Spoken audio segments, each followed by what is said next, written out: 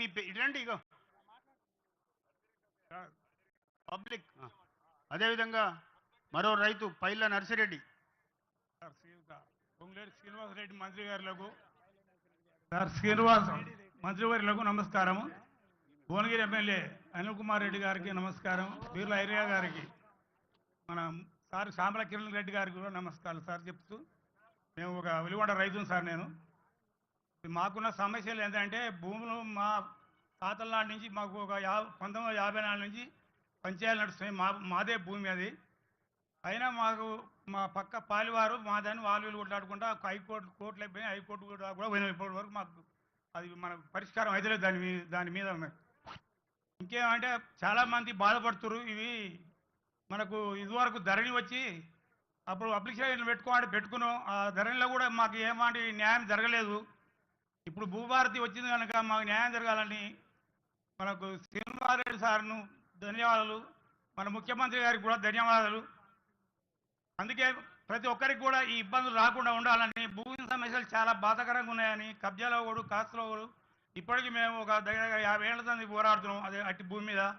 ఇంతవరకు నాకు pass book కూడా లేదు, నాకు గుంట భూమి కూడా లేదు. నా పేరు కబ్జాలో ఉన్నాం, కాస్తులో ఉన్నాం, అంతా నడుస్తుంది. అది కబ్జాలో మేము ఉన్నాం, కాస్తులో మేము ఉన్నాం. హైకోర్టు దాకా కూడా పోయినాం. అది ఇంతవరకు మాకు పరిష్కారం అందలేదు.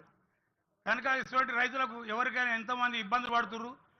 మన వెలుగొండ మండలం కాదు, అన్ని మండలాల్లో కూడా ఇప్పుడు మన ఎమ్మెల్యే గారు మంచి చక్కటి అవకాశం తెచ్చిచ్చినందుకు ధన్యవాదాలు.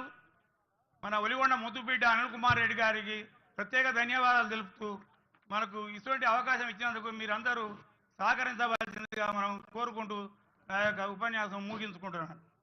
థ్యాంక్ యూ అండి. సాదా పరిణామాలు ఇప్పుడు మాకు ఇంతవరకు సాదా పరిణామం అనేది ఇంతవరకు పోయిన ప్రభుత్వం చేస్తామని చేయలేదు.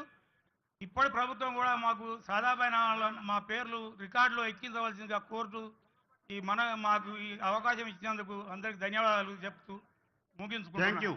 థ్యాంక్ యూ అండి నరసింహ గారు. మీరు చెప్పినటువంటిది ఓకే సార్. మరి ఈ చట్టంలో చక్కగా పొందుపరచబడింది. మంచిది సార్. 2014 జూన్ 2వ తారీఖు నాటి కంటే ముందు నమస్కారాలు సార్. కలెక్టర్ గారు కొనుగోలు చేసినటువంటి సాదా కాగితం మీద కొనుగోలు చేసినటువంటి మరి దాదాపు 10 లక్షల అప్లికేషన్లు ఈ రోజు పరిష్కారానికి నోచుకోవడానికి యొక్క భూభారతి చట్టంలో మరి చక్కటి అవకాశం కల్పించడం జరిగింది. సరళ గారు, మహిళా రైతు సరళ గారు మాట్లాడండి.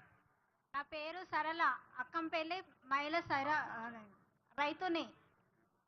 4 ఏళ్ల నుంచి నేను ధరణిలో అప్లికేషన్ పెడితే నాకు ఇంతవరకు రాలేదు. అందుకే ఇప్పుడు ఈ చట్టం నుంచి వచ్చిన భూభారతి నుంచి అవుతుందని నేను అనుకుంటున్నాను. ఈ పేద రైతులకు కూడా ఇట్లాంటి కష్టం రావద్దు, అందరికీ ఈ భూ చట్టం నుంచి రావాలని ఆశిస్తున్నాను. ఆన్లైన్లో మా ఆయన చనిపోయినప్పుడు నాకు ఈ రైతు మీద ఇది కన్సల్ట్ ఆఫీసర్ ఎవరు సరళక్క